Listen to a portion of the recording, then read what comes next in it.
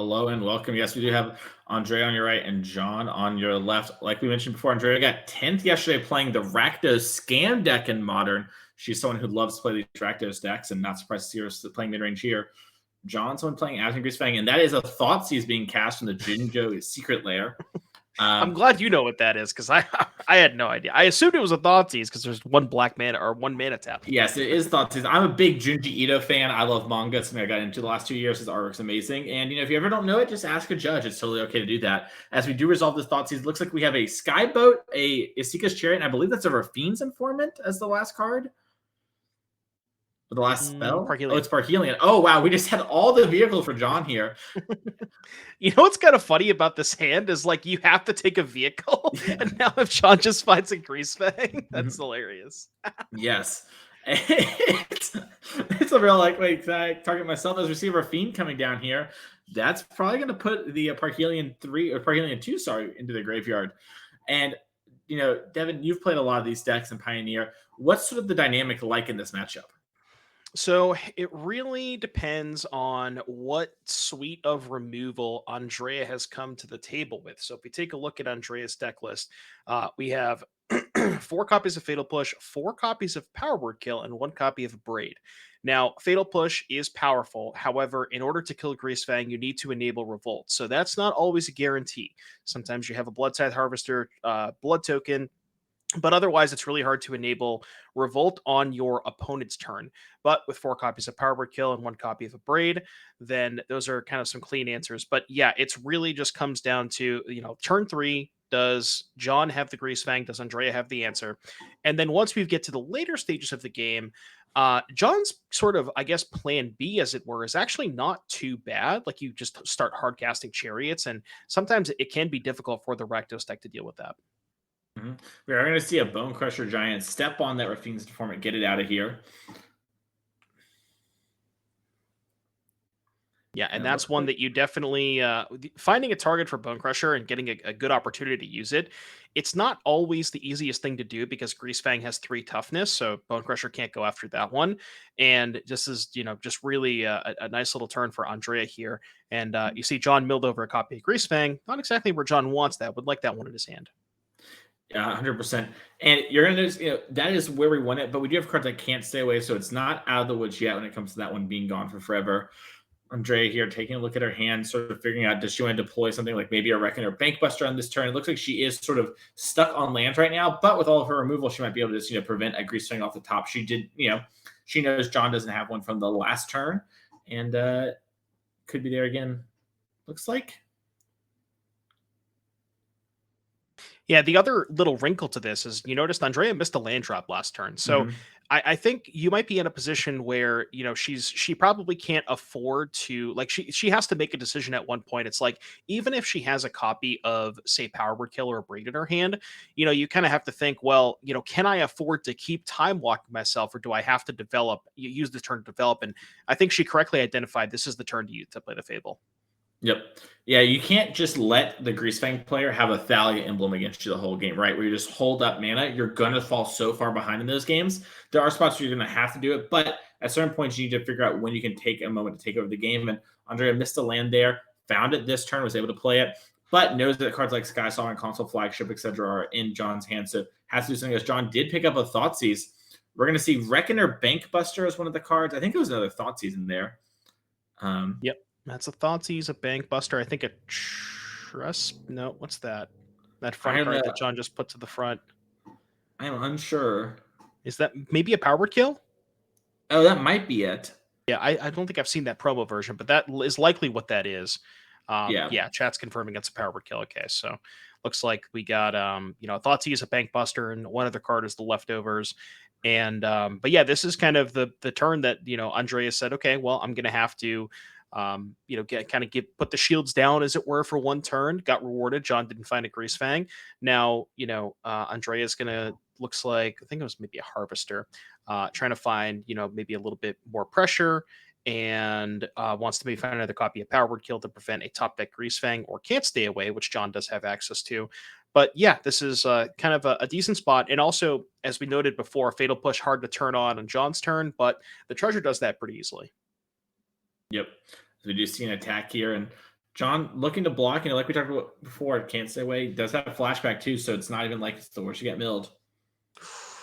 And that is basically the perfect card for John. There's a can't stay away in the graveyard, because now, even if Andrea drew a Thoughtseize, because I think she discarded the other one to the Fable, you can't Thoughtseize the can't stay away from the graveyard, and the can't stay, like, as long as John has land 5, can't stay away for Greasefang is going to be pretty rough for Andrea. It's actually going to be lethal unless she found another removal spell. Yeah, we do see here a Blood Tithe Harvester gets played. That's going to give her a blood. So if she wanted to leave with the man, she could have. She's going to actually just tap in and play Bankbuster. And it looks like she's just like, hey, fade the 5th land. If your 5th land comes into play, tap where you don't have it, I'm going to be able to probably run away for this game. But if not, I'm going to be in big trouble. Yep, and there you see a pass from John, no 5th land. So I believe, if I recall correctly, I think the last card in hand is Skysovereign from that earlier Thoughtseize. I think that Skysovereign's still in hand. So yeah, the 5th land is unable to be located for John. And yeah, this is where kind of Andrea really gets to start to pull ahead, put a lot of pressure on John. John's going from 18 to 15. This game's going to get closed out pretty quickly, especially if the Bone Crusher Giant is deployed here, copied next turn with Fable. That's just lethal damage. Yes. Yeah, and the treasures too. Andrea has activate the Bankbuster to get another look at things. We have activate the blood, still a lot of things going in. She can do all that and still deploy this Bone Crusher Giant here. So it's looking pretty good. She just needs to dodge this untapped land. And actually, a hard cast Greasefang will do it too. Let's see if we have an answer. We do crack the treasures.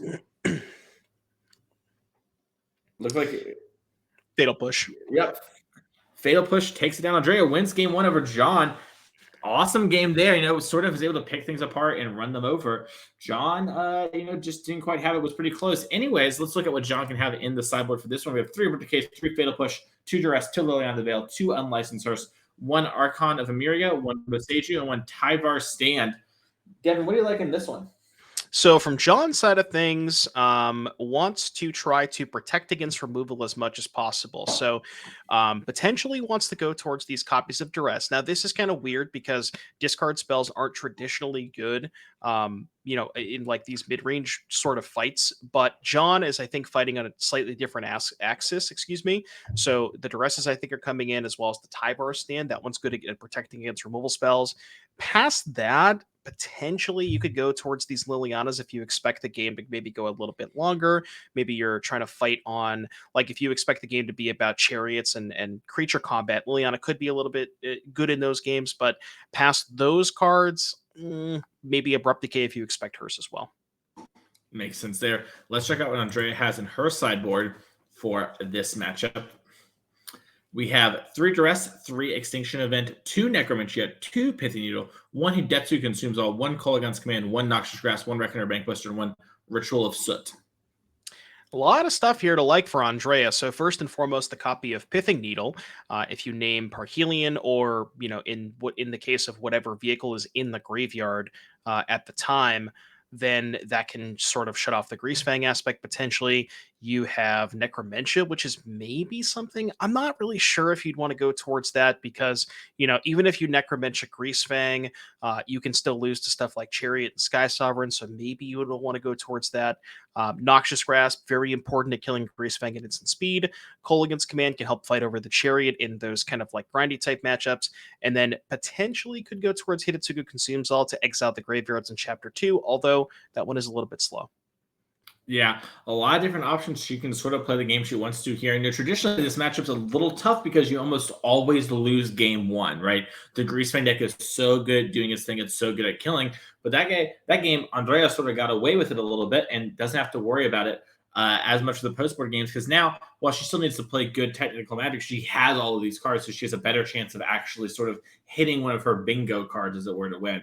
So that's really exciting. Let's talk about our next event, though, while the players are shuffling up here real quick. Just sort of quickly go over, if you're enjoying this event, follow on the Twitch channel, of course, but also you can come out to Minneapolis in May 20th and 21st in Minneapolis for a Saturday 10K Pioneer event. Pioneer's your format. You can go there. The showdown winner will go straight to our Players Championship, just like Steven Dykman did earlier today. And then we have a Sunday Modern 5K trial. that would just still give you NRG points. Remember, we are rewarding 6 invites in India for people who did really well over a bunch of events. So you don't have to spike an event to make it. You can also consistently perform. Like Andrea did yesterday. She got 10th place. That's great for some cash and a good chunk of NRG points. She keeps that up, she's going to make the Players' Championship. Let's head back to the match area, though, as you do see the Mundline events coming up in June as well. It looks like the players are finishing up their shuffling here. Devin, do you like Greasefang still? Do you think it's overwhelming despite the sideboard cards from Andrea, or do you think she can roll it up here? I agree with your assessment that I think Greasefang is ahead in game 1 situations, but Andrea has, I think, too many tools for John to be able to combat. Like you have, not only does Andrea have a lot more tools at fighting the early Greasefangs, like the Pithing Needle and the Noxious Grasp, but you also get better at fighting a longer game with the stuff like Hooligan's Command. So yeah, I think I like Andrea's position, although John is in the play and Greasefang on the play, anything can really happen. Yeah. Yeah, this set can turn too with the right draws, right? Stitcher Supplier, mill over a Fang and a Parhelion end, can't stay away the Greasefang, bang. Suddenly you're essentially done for. Yeah, and it's funny you mentioned Stitcher Supplier because I feel like, at least from like if we take a look at John's specific deck list, and we didn't mention this, but the Pro Tour Greasefang list have really gone away from Stitcher Supplier, and they've moved. I believe they've also gone away from Satyr Wayfinder, if I recall correctly, and they've kind of moved more towards the Vessel of Nascency aspect of things, where you are kind of, and the idea behind that is you don't want to commit the artifact into the graveyard if you can avoid it on your own turn. So holding up Vessel or Grisly Salvage can kind of help you avoid cards like Graveyard Trespasser and the sorcery speed graveyard effects and Go Blank as well. So that is something that John is not doing. We see the 2 copies of Stitcher Supplier, no Vessels. I think we still have, looks like the 1 Traverse, 2 Can't Stay Away, so still has that aspect of it, and 3 Eldritch Evolution as well, which is a card that usually is paired alongside Supplier to help you find Greasefang. Yeah, it sort of gives you more of a turbo build, right? When you play Eldritch Evolution, you go Stitchers on 1 or Satyr on 2, and then sort of bam, you have just 7 copies of Greasefang in your deck. Right. Yeah, it does increase the speed of a lot of the deck, which if you expect a lot of, stuff like Lotus Field and Mono Green, probably makes a lot of sense, but I think overall it does make you slightly weaker in this matchup. I have to agree. Yeah, I think that's one of the cool things about Pioneer is all the decks are strong, but not so strong that there's not room for different styles of decks. And also, like if you're, maybe I don't know John personally here, but maybe John's sort of a Greasefang one trick and just plays the build that seems best for the weekend. And that's one of the really cool things you get to do. Where in Modern, you have that a little bit, but it's also mostly just sideboard cards. We're going to see a Thoughtseize for here on one of both players on a mold of 6 here. Necromentia, Fable the Mirror Breaker, Fatal Push, and lands. All black lands, though. Yeah, two castles and a swamp.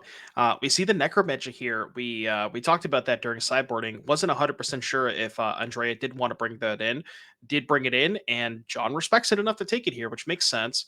If you look at the hand, we don't have red mana to play Fable, and we don't have Revolt online to turn on Fatal Push on Greasefang. So, I mean, as of right now, Andrea's hand doesn't really do all that much if John has the turn 3 Greasefang. And I believe we may have lost Mason, so I will do a little bit of solo commentary. We see John shocking in the Temple Garden, very likely representing a Grisly Salvage on Andrea's end step, and we see a tap land here. So if John does have end of turn Grisly Salvage, been a Parhelion or any vehicle, there's the Parhelion, untap land 3 Greasefang. There is really nothing that Andrea can have, no Revolt for Fatal Push and things of that nature. So, we'll have to see if John does have land number 3 here and a Greasefang. Well, we're tapping mana pre-combat, and that's a Raffine's Informant. And I see Mason. Are you back? I'm back. They tried to kick me out. The Greasefang didn't want it. The Okiba mob boss just wasn't having it. All right, so we see Raffine's Informant discarding a 3rd land, which means, and playing a 3rd land. So John does have the mana, just does not have the Greasefang. Yeah, interesting development. Andrea, my apologies, did pick up a red source for on turn 2 here. The Blood Crypt is going to go with the Fable. Yes. And get that Connor winning token there. Any idea on what's in John's hand? Something on? I see that we connived away a Concealed Courtyard. Probably mean we're good on lands here. John's been doing a very good job at keeping his hand close to his chest, so I haven't gotten a good look at John's hand. Gotcha. Okay. Well, I think I saw an Abrupt Decay in there. That's a card just sometimes see players sideboard in because they can answer a threat or unlicense Hearse. Looks like we're going to play a Blooming Marsh tapped. Maybe that's an Overgrown Tomb, a little hard to see exactly, but I'm going to offer the trade here. And Andrea says, I'll take 2. I'll make some treasures instead. I think my Goblin Shaman token is a little bit better than your Raffine's Informant, is only a 2/1. Mm-hmm. And also, very importantly, the Fable token can get a treasure, which enables the Fatal Push on John's turn, which we know is in Andrea's hand. Yes. And we're seeing her resolving Chapter 2 of Fable the Mirror Breaker. You see this happen a lot here with this in the mid-range players. This card really does a lot. Oh, I think she didn't rummage. If you're John, that's heartbreaking because that means Andrea's like, all my cards are good enough. We are going to see Abrupt Decay on that Goblin.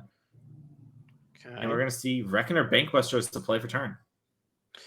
So not rummaging there tells me that Andrea very likely found a removal spell for a Greasefang here, something like a Power Word Kill and a Braid or the Noxious Grass, because otherwise, I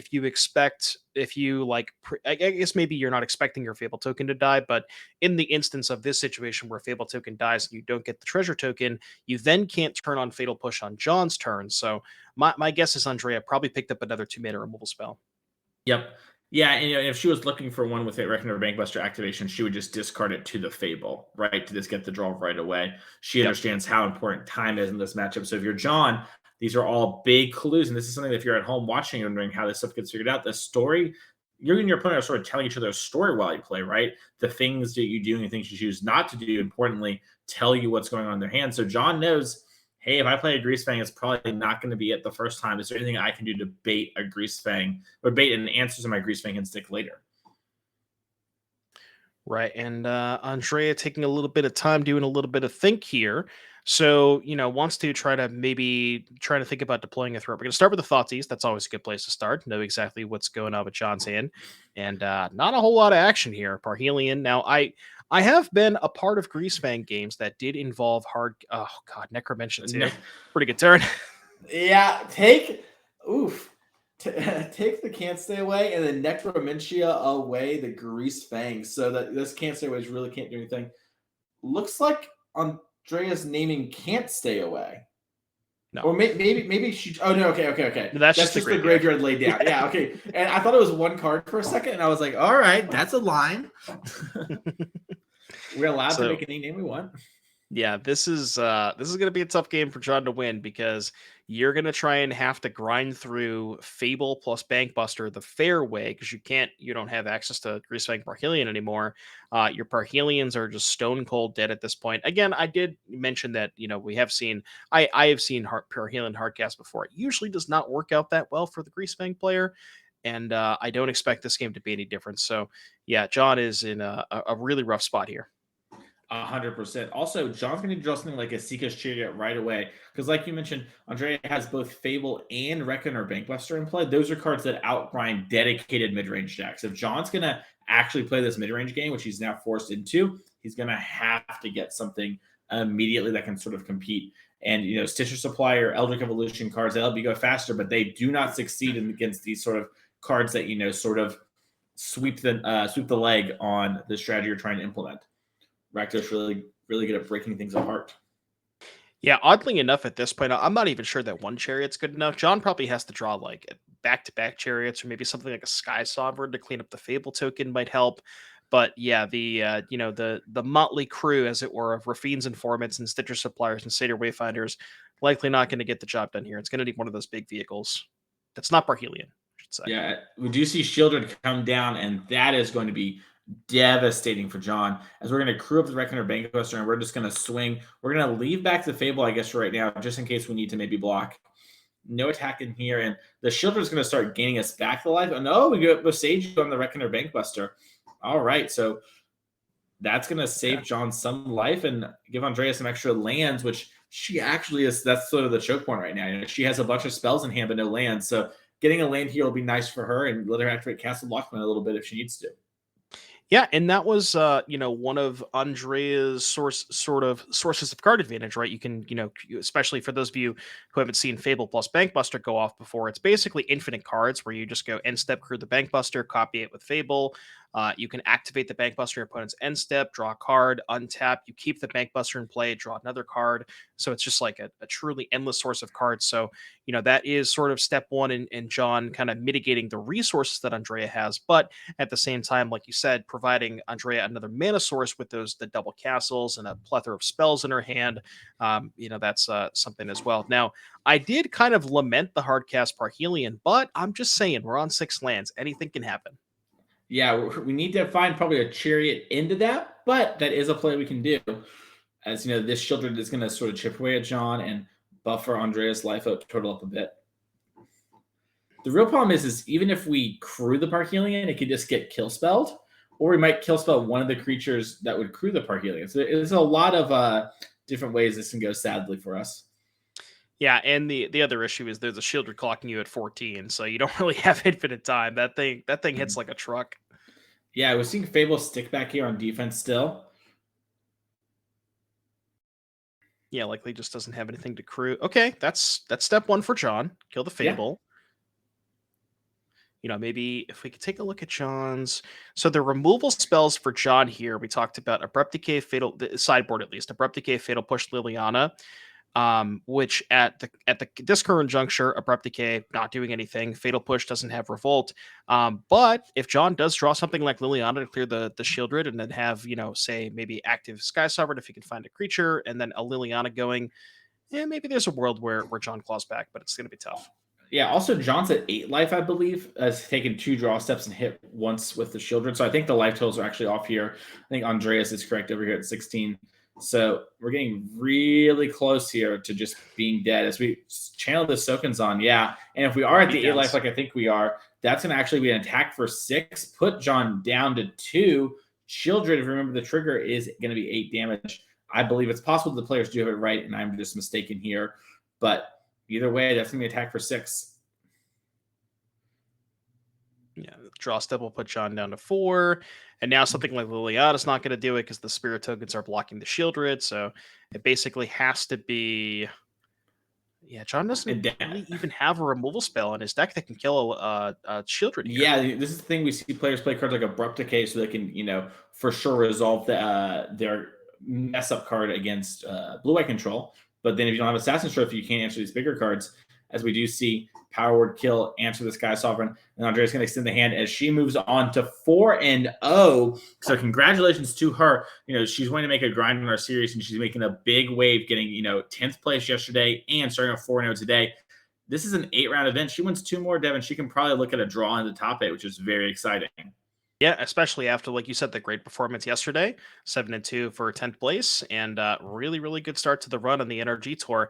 I believe we may or may not have a backup matchup for you, and if we do, we will go to that as soon as possible. But yeah, with that matchup kind of played out how we thought it was going to. Yeah, once we got past turn 3 or 4-ish, once we were able to untap with something like Fable the Mirror Breaker, it's really hard to ever sort of have enough of it back to back to back to actually beat through all the kill spells that Rakdos can present. That's pretty strong. We're still figuring out that backup match, but yeah. All right, we're actually perfect. It's ready. We're going to hop on down to our backup feature match area and see who's playing and see what's going on in the Magic world. I'm excited to see some cool decks. Pioneer's got some sweet ones. We have Mono Red Fires here from Davis Merced, and then George Jabor, our Azorius Yorion master here on the NRG circuit, loves to play Narset plus Days and Doing. I don't even have to look at his deck to know that. I was just going to say the same thing. I'm going to pull up George's deck, and if I don't see 4 Narsets, I'm assuming that something went wrong. Yep, 4 copies of Narset. So, well, only 1 copy of Days Undoing. So he's pulled it back a little bit.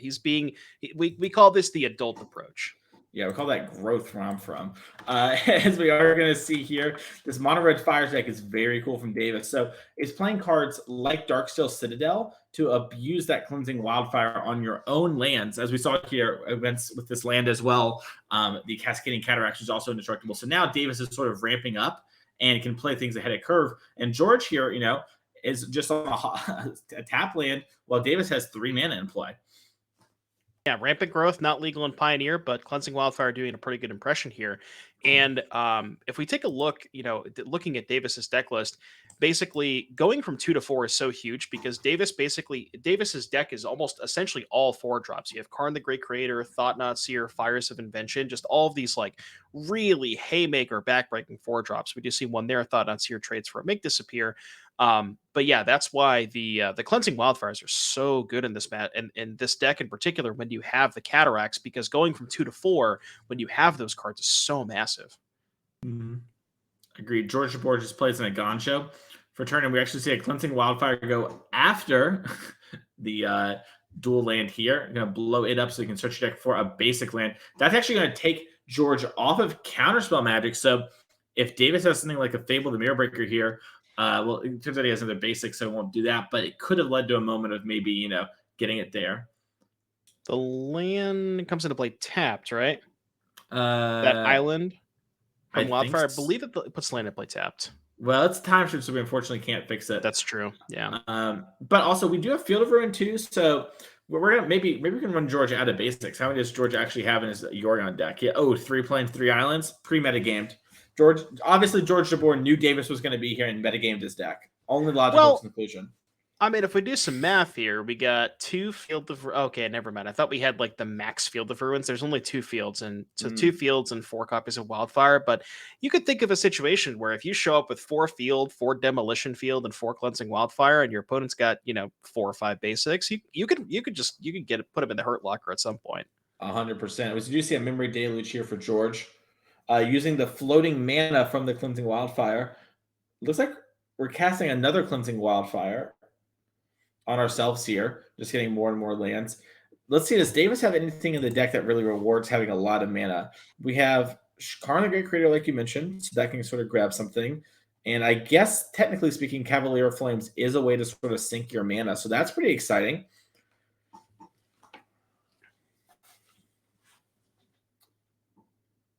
Oh, right. Yeah, chat brings up a good point. I mean, this is a time-shifted match, so there's not a ton we can do, but the Wildfire... So George floated the mana on the Wildfire, put the island into play, and then used that mana to cast the Deluge. So unfortunately, there's not really anything we can do because this is a time-shifted match, but yeah, that is a good catch. Yeah, we're sorry for that, and we'll make sure to inform the players so they know for later, as we are going to see Field of Ruin on this Hollow Fountain. It's confusing too, because field and demolition field, if you're used to those put the land into play untapped, but Wildfire is one of the effects that puts it into play tapped. So yep. We just see George grab like another revised planes here. What's your opinion on the revised basics? I like them. I don't know. They're not the worst. They're not the best, but they're classy. The problem I have with this planes is I think it looks fine in paper, but it looks so bad on coverage. And I'm setting up to be on coverage. I'm going to win the tournament, so I got to make sure to dress my Sunday best, as it were. We need to put that. We got to get that planes on dark mode. Yes, exactly. A little bit too bright. But Davis employing the hope we run out of basic strategy, likely not going to do that well against, like we said, George having 6 basics. Jamming a Fable here, would be shocked if this didn't get countered. I think George should invest in fancy islands and planes. I'm now shocked. All right, we're in. Yeah, as we get this Goblin token here, I'm sure we'll get a real one for y'all in a second from the Fable the Mirror Breaker. We have our NRG Champion one of Connor. I like how he stacked the token.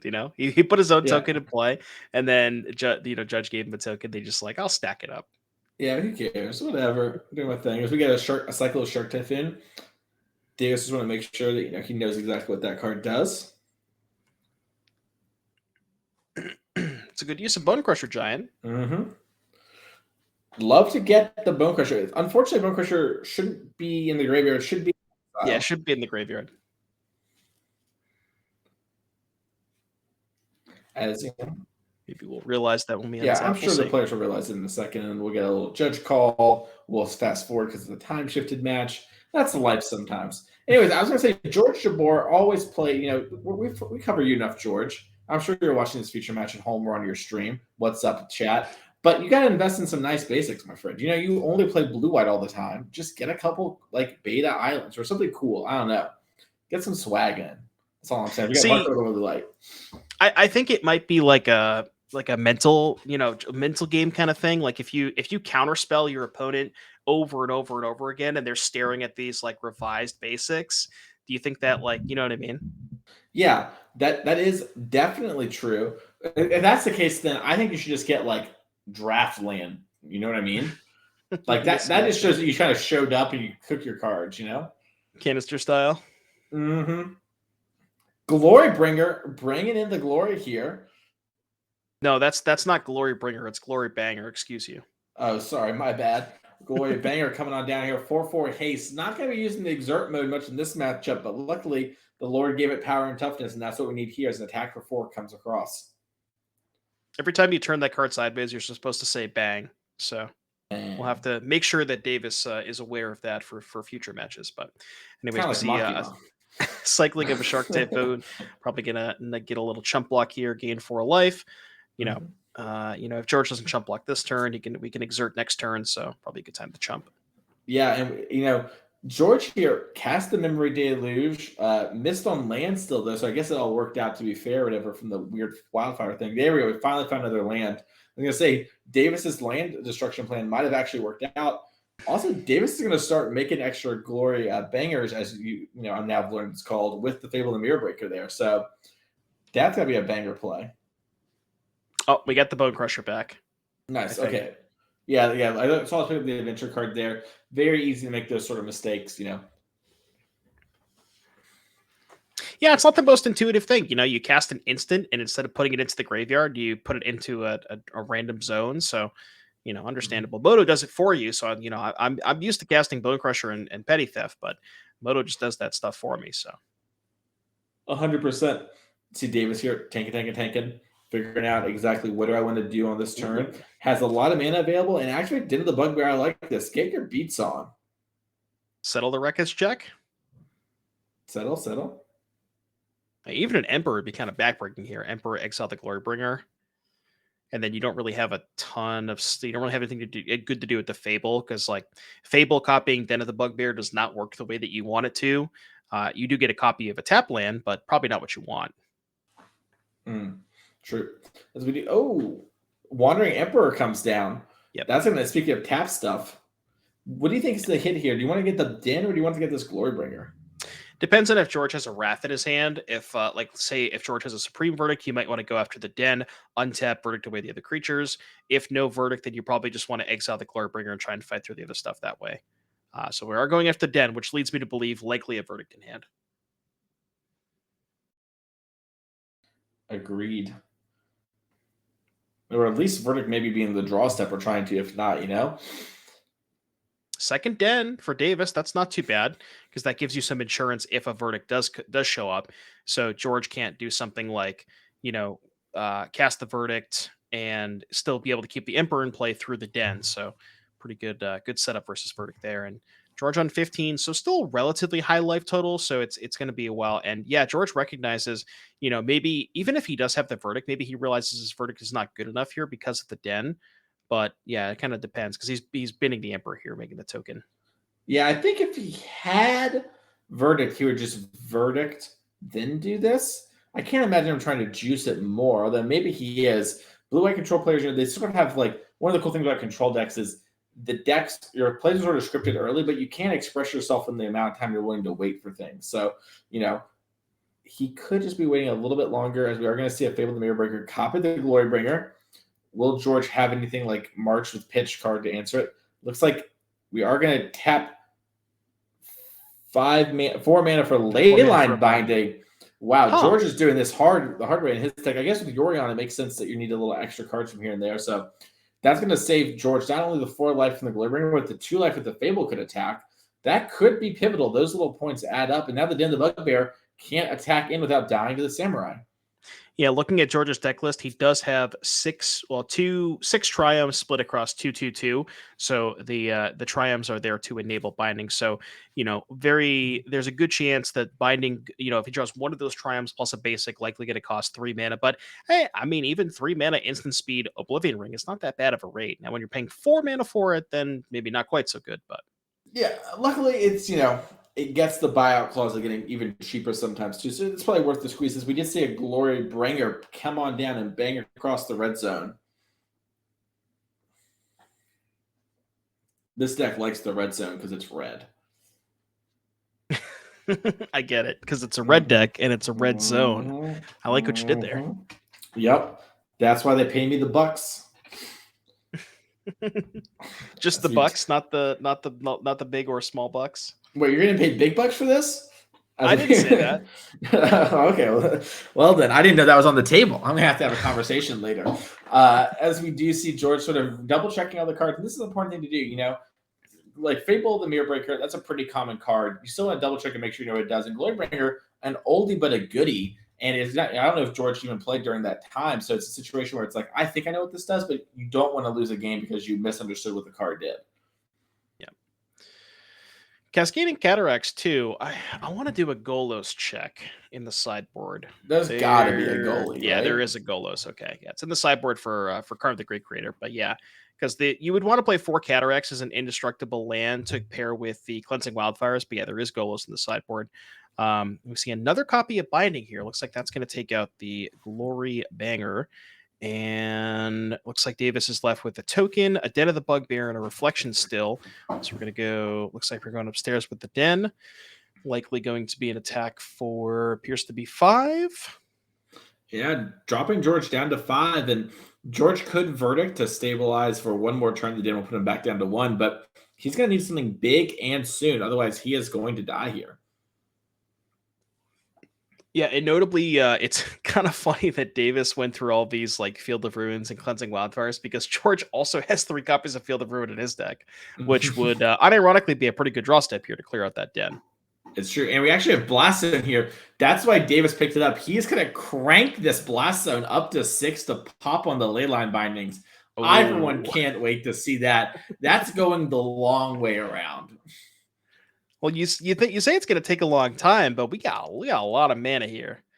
Now, likely going to fire up the Den this turn and use that mana otherwise. But you know, if this game ends by Blast Zone for 6 to kill 2 Landline Bindings, that's going to be a moment. That's a you walk up to George and have him sign your Blast Zones moment. It's funny you mentioned that. He actually came up to me when we were in Atlanta, and he had me sign a foil Doomwake Giant. Nice. Which he told me he got from the bulk bin, and I was then offended. But dang, I know a card I want you to sign from the bulk bin. We'll talk about it later, though. All right. I have no diabolic intents, I swear. We're going that route, huh? I don't know what you mean. I'm simply commentating. As we get an attack in here, I don't know what this other token is. Oh, we use the Fable to copy the 1/1, I think, to play around Shark Typhoon and the Wandering Emperor. So we're not going after the Den, which honestly kind of makes sense, especially if you just want to, fight, if you want to just load up this Blast Zone. Because how much mana? So we have 1, 2, 3, 4, 5, 6, 7, 8. We can actually put 4 counters in the Blast Zone this turn. It's going to happen, Mason. Yeah, I was going to say, it actually makes a lot of sense, too, because George is stuck on lands, right? If George is drawn a land, maybe I like going for it, but he's been stuck, and he keeps thinking about what decision to play. It's not like he's stuck on what card to have. So it makes sense he'd have a Wandering Emperor or a Shark Typhoon. And, now, boom, you get to have 2 Leyline Bindings die. You're going to become a Twitch All-Star and win the round. That sounds like a win-win-win-win to me. Yeah, this is one that the kids are going to clip for the history books if these Leyline Bindings get Blast Zoned. Yeah, you're going to want to tweet at George Jabor on Twitter when the time comes there. We don't normally give Twitter shout-outs, and we do. It's for nefarious purposes, as you've learned today. Is that a Field of Ruin? No! No. Oh, it was a castle. Okay. It was a castle. We're good. Okay. I was going to say, disqualify George Jabor for rude. You have to respect your opponent when you play Magic, and that would just have been too rude. I just want to see it out. And George knows, too. You see him shaking his head. He knows what's about to happen. Yep. Oh, yeah. Tap the mana. Red ramp deck. Untap the mana. Get ready. No, did we just lead on that? Probably, yeah. Yeah, I was going to say, you're just going to lead on that. You pop it real quick, see if there's anything weird happening. George's Switch check, get the clips ready. Yeah, we have a Tails End, maybe? Boy. No Tails End for George Jabor. Maybe that one can join the motley crew. As we see all these things here, we're going to see Fable finally get to target a Glorybringer and maybe resolve. George did draw a land last turn. Looks like he has something. Yeah, looks like he's posturing a little bit. Yeah, George has The Wandering Emperor plus something to stop here. He could maybe live. Looks like a Memory Deluge. All right. So we have March of Otherworldly Light plus some white cards to discard. And then we need to answer the other one still. Double March? Double March? You just go March, pitch 2, March. Or actually, no, you got to pitch 3, right? Yeah, okay. Well, could have gone either way. George Jabor loses that game against Davis here, and an absolutely insane game. I still cannot believe that Blast Zone went off. I was joking, we said before, but it very much happened. Let's quickly go to the deck list, though, because we are running up against the time, and we're going to show you the full match here. Let's see what's going on in one of these sideboards here. Who do we have up first? We have George Jabor sideboard. So for George Jabor, we have 4 Regal Caracol, 3 Rest in Peace, 2 Narset Reversal, 2 Hullbreaker Horror, Settle, Elspeth Sun's Champion, Farewell, and Yorion in the Command Zone. Devin, what do you like?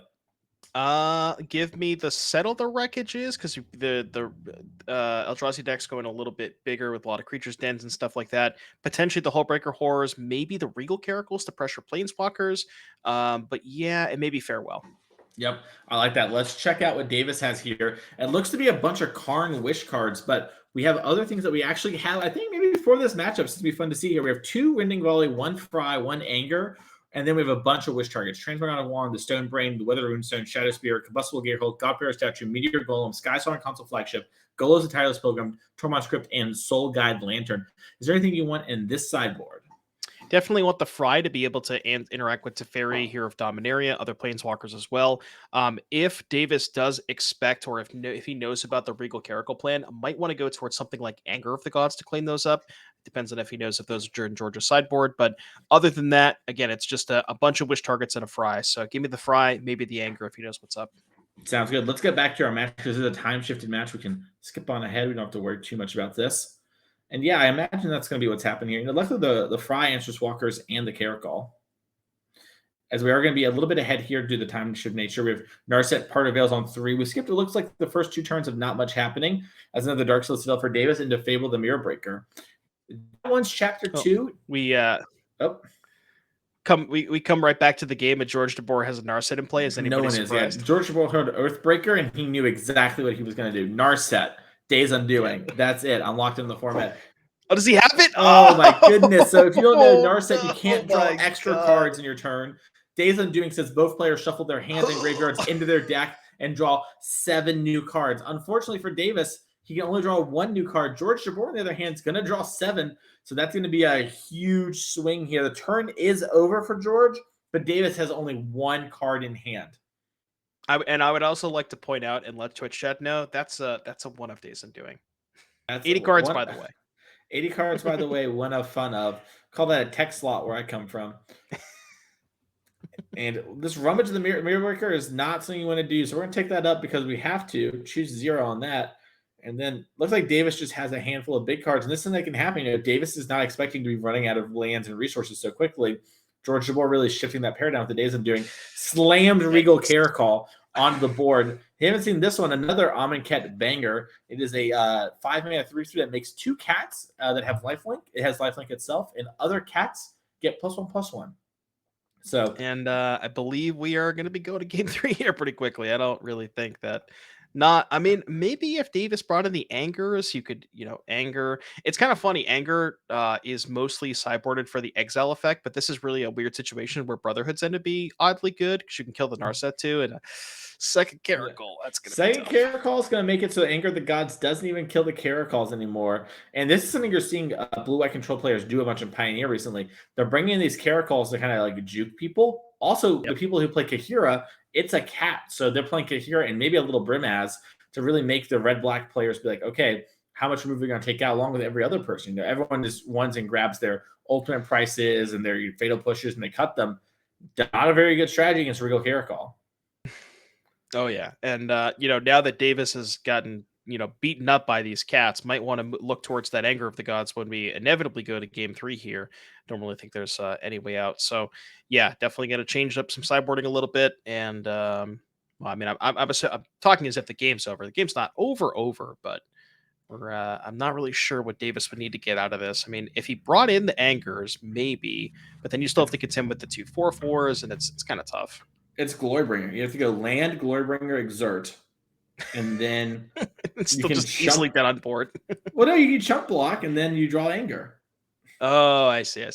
Yeah, so you are not. All right, well, this Shard of Torture Defiance is basically Glorybringer from what I described. Okay. So, if we can Chump draw block, take 8. anger, yeah, we're gonna probably not win after that because we have nothing left, and George Jabor has a full hand, including a Yorion. But we could at least come back into it. Theoretically. Yeah.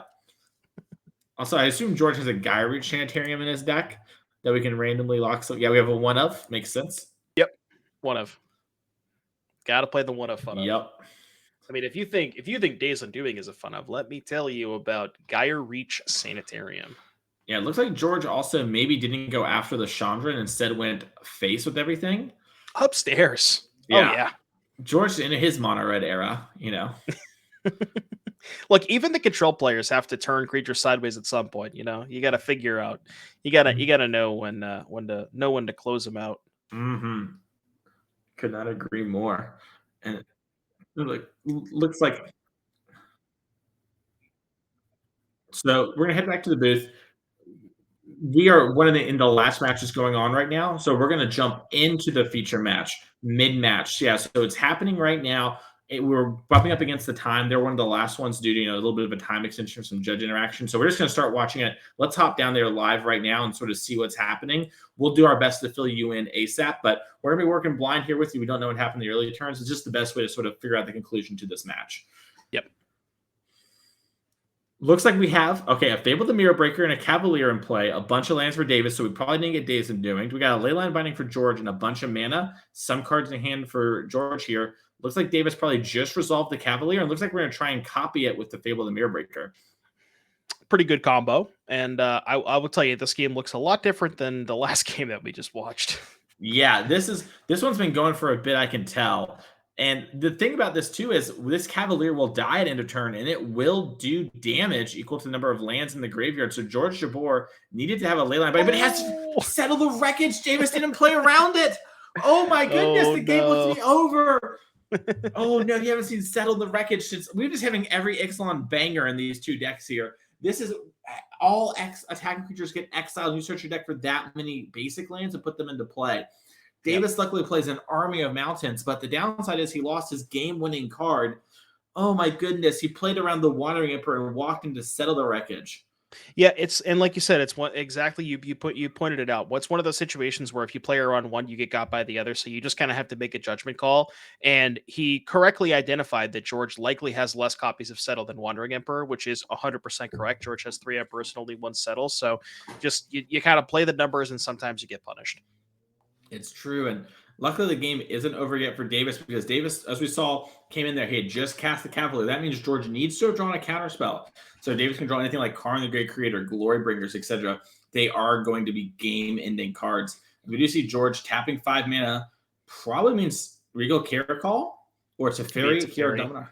Oh. Yorion. Okay, we picked up our Yorion. All right, that's what we get for being this. So now Yorion, you can flicker the Leyline Binding. I'm not sure what's underneath it, but you could get the Fable the Mirror Breaker if that's more of a problem for you. It's hard to tell what's under that. I'm assuming... I thought it was a Fires at first, but my guess would be if there was a Fires underneath it, I feel like you might want to blink the Leyline Binding and kill the Fable, so maybe that's not a Fires.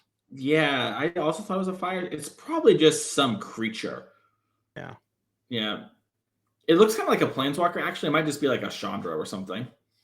That could be like the art book Chandra or whatever. Could be, yeah. Yeah. Anyways, you'll have to see if Davis has a creature follow-up, and that is a creature follow-up, and that's probably one of the best ones. I'll have to see George has a counterspell here. Yeah, I was going to say, last turn we had to activate our Cavalier so we could give haste to the Fable to then activate on the Cavalier. But now we just get to go copy immediately, haste up, and slam. And George does not have the mana for Settle, so we know that's not going to be a problem. If there are any lands in the graveyard, that's going to be a huge issue. And Davis just gets to discard as many cards as he wants and draw that many. So even if there aren't any lands now, Davis could be having them in hand and just sort of goes through them right here. This big red deck is so interesting and so good at sort of battling through these things. Looks like George does have something. Looks to be Aether Gust. No, sorry, Jawari's Disruption. Oh, that's going to tap down Davis. That's going to make it so Davis actually can't get maybe a second pump activation happen if he had a land in hand. Could be the difference. The Cavalier is 6 power though, right? So you can go copy, haste. They both have 7 power, attack with both. Yes, you're correct. I forgot. I thought it was a 5/5, but you're right. It's a 6/5. 6/5. Yeah. No. And I think I see 2 lands in the graveyard too. Yeah, so that's going to mean some extra damage. You have Karn, good creator. We're going to actually discard the Karn. That's a bad sign for old George here. As we're attacking in for 7 points on each of them. We have 1 blocker. We're going to get the fist bump, and congratulations to Davis here. Moving on to 4-0 with this awesome mono red Fire's Invention deck. Super cool to see this deck sort of crushing it, and super cool to see like the innovation in this format. There are so many cool and different things you can do, and really sort of underexplored despite the size of the card pool for this format. Yeah, Davis's deck looked awesome, and super excited to now that it's 4-0, and super excited to see if he can keep it going. Yeah, well, we're going to take a quick little break here and set up for our next feature match. So give us just 2 seconds. Make sure to follow the channel if you haven't already, and we'll be back in just a second with more Pioneer.